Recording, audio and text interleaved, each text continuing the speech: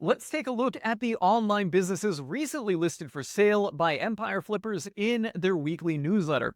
As I go through these listings here, I'm going to talk a little bit about what I like and don't like about the businesses, which ones I might be interested in, and which ones I'd certainly pass on, and why. So if you're considering acquiring an established online business, keep following along here as I share some of my experience-based insight. And on that note, guys, if you find this video helpful or insightful at any point, you know the drill. Smash that like button to help me out in the YouTube algorithm. Now, let's start with the first one of 12, making $4,980 a month. It is an Amazon merch business, launched in 2021, operates in the anime, hobbies, and sports niches, and currently has 6,575 active designs. All right, that's 6,575 active designs right there tells me that this is a print-on-demand business, because there's really no way that a business of this size, which is quite small, only making $4,900 a month, could manage inventory of 6,575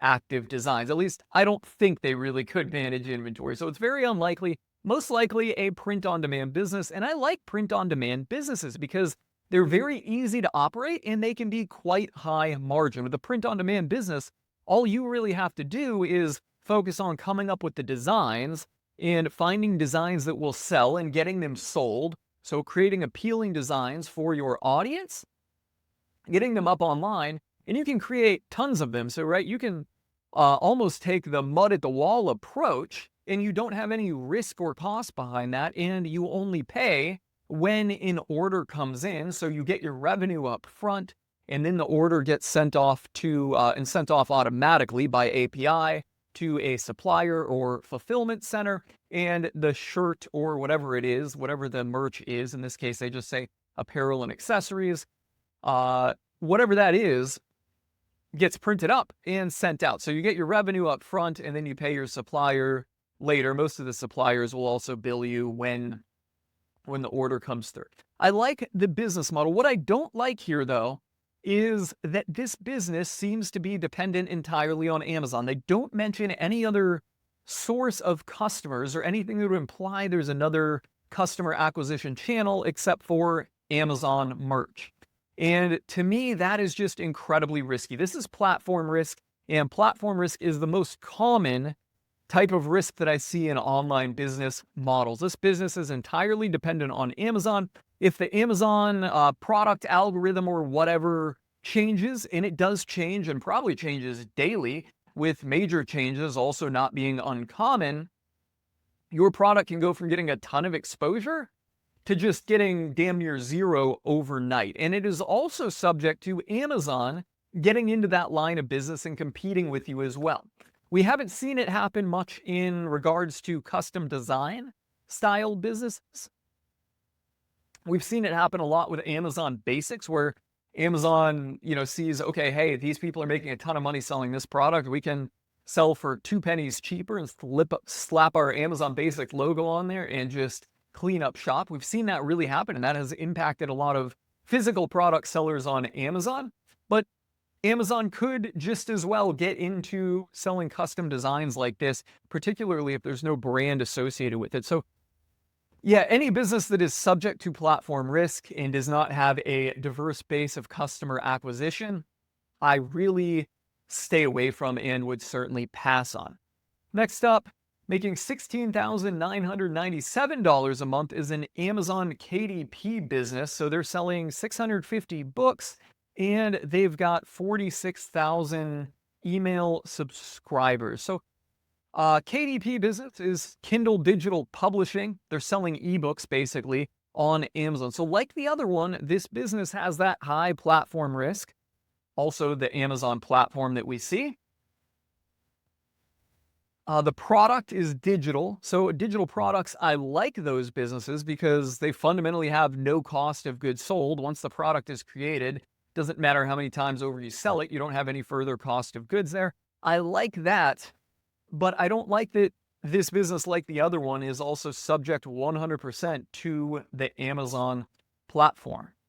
If Amazon gets into the KDP publishing business or starts actually creating digital products of their own, They can start driving all of their traffic right to that. And I would say that it is not far-fetched for Amazon to get more into the KDP business. I would say no doubt there's a team at Amazon. I don't know how big of a team, but there's no doubt a team at Amazon that is dedicated to figuring out how they can capture more of their KDP product sales and drive them right to their own products. Bezos himself has even said, "Your margin is my opportunity." And he's displayed that he works towards that statement or actively operates based on that statement from what we've seen over the years with Amazon taking over or getting into lines of businesses of their sellers. So yeah, just so much platform risk there on the Amazon platform. The 46,000 email subscribers here is interesting because they could sell directly to them. So that could be an opportunity here, right? If we look at this in the context of what's the bull case of this business, well, you get into this business which has established a product market fit, and you take this product and start selling to the market on a different channel. That is the bull case for a business like this or this one here as well, but it is very difficult to do. And at the same time, if you're paying a 35x valuation on the monthly profit, I would rather buy a business that is at about the same valuation and is not subject to this platform risk. Next up here, making $3,900 a month, e-commerce, Amazon FBM, Amazon FBA, launched in 2014. It offers a solution to a widespread issue of uncomfortable tights and pantyhose, 87 SKUs, 23% net profit margin, 31% return customer rate, and a low total advertising cost of sales, that's what that represents, of 15%. Lean operational structure supported by a single customer service contractor and a US-based supplier. There's a lot to like here. I like this one. First up, it is 11 years old at this point, considering it was launched in 2014. And we don't see the platform risk that we've seen in the other two. Yes, we see Amazon FBM, and I don't know what Amazon FBM is, and we see Amazon FBA. This is the first time I've actually seen this Amazon FBM thing. But ultimately it means they're selling through Amazon, but we also see e-commerce. So this tells me that they're selling through their own website, and the fact that they have this up front here as the first word in their description tells me that it is the most predominant channel of customer acquisition. And I'm assuming e-commerce means, and I assume this because I typically see this, it means that they're selling directly through their own website, right? So assuming that direct sales through their own website, e-commerce style, is their predominant source of customer acquisition here. I like that. And I like their net profit margin. It's not as high as I'd like it to be. I'd like to see 25% or higher, but still not bad. The return customer rate is good. They've got a US-based supplier, so they don't really have to worry about, at this point, tariffs, but also long shipping times. And they've got a customer service contractor in place.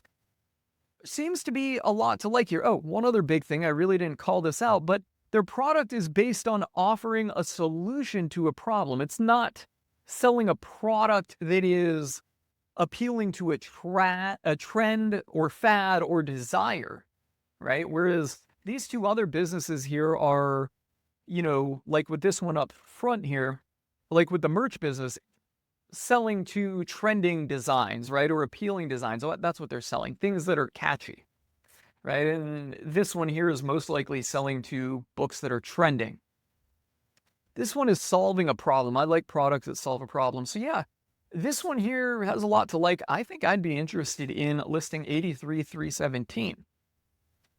We had another Amazon FBA making $3,843 a month. Amazon FBA launched in 2021, 4.4 star rating. Again, Amazon FBA business subject to a lot of platform risk. I wouldn't really be interested in this one here. I'd keep skimming. And before we go on to our next one here, let me just plug the Acumen Wire. If you're interested in acquiring an established and profitable online business, I suggest signing up for my Acumen Wire newsletter. It's a newsletter I run where I send out online businesses that were recently listed for sale, along with my quick take and a focus on established, profitable, and time-tested businesses. I'll put a link below to acumenwire.com. Head on over there and get signed up. All right, let's keep moving along here. We got a YouTube business making $10,197 a month, listed for sale at an asking price of $407,880.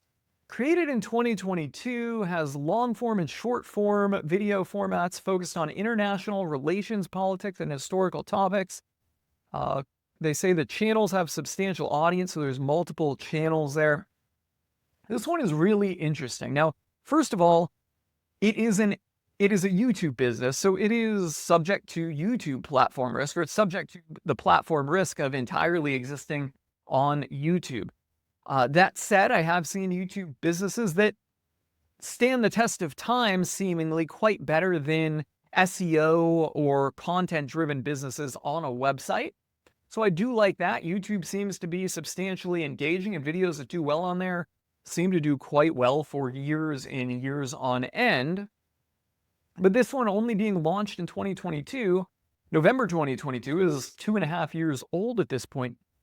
I really don't like this just because it has not been in business long enough to reach a point of maturity. It's still most likely on a growth trend going upward. So my thought is, why sell it? Particularly as this is an easy business to operate. YouTube channels or YouTube businesses are not difficult businesses to operate. They're certainly on the easy side of things. Why is the seller selling it? Maybe they feel like the risk is too high and they want to cash out now while things are still running good. That is always my thought when I see these businesses that are only a couple of years old. And that may or may not be the case, but I would rather acquire a business that's reached a point of maturity. All right, let's go on from the next one here. I wouldn't be too interested in that. It's interesting business, but not something I'd really want to acquire.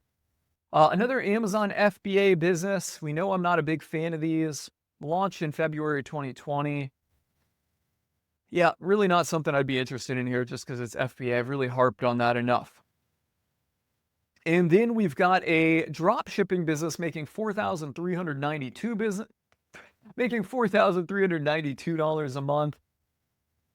It has a US-based supplier, sells relatively high-priced home garden DIY products. The site does run paid ads. Over 20% of the historical traffic comes from organic search traffic. Okay, this one is interesting, but really lacking details. We don't know how old it is. We don't know what the revenue is. The niche is good, home and garden. A lot of people spend a lot of money there. I have been in that niche, so I know how much money can be spent there. It has a US-based supplier. That's good on one hand, but we also want to make sure, if we were to get into this one, that there are multiple suppliers that could fulfill the products. It has 2 virtual assistants. It's kind of interesting here. I don't know if I'm, totally head over heels for it, but it's certainly one that I might be interested in. I'd really want to know how old this business is. If this business is 5 years old, it looks a lot more appealing from an acquisition perspective. It's only a year old, not so much appeal. I'd probably scratch it. Moving along, launched in 2021, a drop shipping business, also in the home niche, making $12,435 a month in profit, sells specific high-ticket heating products for the home, AOV of $1,100, solid profit margins of 14%. Right there, I gotta say, I really don't like it. I think the profit margin is just too low.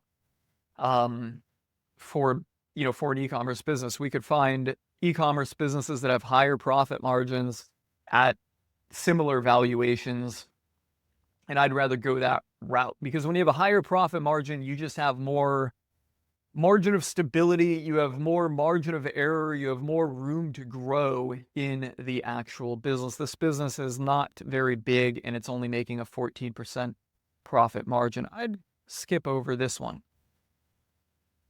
Next up, a business making $8,947 a month in the display advertising, digital product, and subscription business with a product in the art and hobbies niche for children. This well-managed business provides drawing tutorials on both a website and a small but growing YouTube channel, having been started in 2016. The business has built up a significant history. 74% comes from organic traffic, 15% from direct. I like that it has direct traffic. I think that's a powerful attribute in a very important metric that indicates the business has branded itself to exist without relying directly on customers coming inbound all the time. What concerns me about this business, though, is the drawing tutorials. Like, I don't want to know how complex the tutorials are, what level of experience someone needs to make these tutorials. Could they be done by someone that is really just a drawing enthusiast and making screen share videos? Or do you need a drawing expert and a studio set up to produce these videos? So that, finding out the level of rigor that goes into these videos here and what you need to produce quality tutorials would really be the deciding factor. Again, if you can make these videos with somebody that is not necessarily a expert or talented at making drawing videos, but just an enthusiast doing screen share videos, this could be very, very very good acquisition opportunity. On the flip side, if you need a studio and somebody that's talented drawing, it would be a very, very difficult business to operate. Next up here, a fast-growing faceless YouTube channel making $21,533 a month. Launched in early 2024. Okay, so business is a year old. It's making a ton of money. This thing looks like a hot potato to me. Certainly has not reached a level of maturity. While it may be interesting, I certainly would not want to acquire it. Another KDP business. So subject to that Amazon platform risk again, only making $1,180 a month. Another KDP business. So quite a few KDP businesses in here. I have to ask the question, why is everybody trying to sell their KDP business? I don't know. Maybe it's just kind of the sample of businesses that we have available for sale this week, or maybe there's something bigger going on here where people are trying to get out of the KDP business because Amazon is proactively trying to get into it. I really do not know, but personally, as I've already expressed, I wouldn't be interested in acquiring one of these businesses. So of these 12 businesses that I covered here, let me know in the comments which one you would be most interested in acquiring, or if there's anything you feel like I missed out on in this video. Personally speaking, I would really be interested in this business right here, selling tights and pantyhose, I'm guessing, with 87 SKUs, listed for sale at a 34x multiple, but established in 2014. There's a lot to like about this business here, as I've already explained. On that note, guys, again, if you found this video helpful or insightful, you know the drill. Smash that like button to help me out in the YouTube algorithm. I am calling it a wrap and signing off on that note.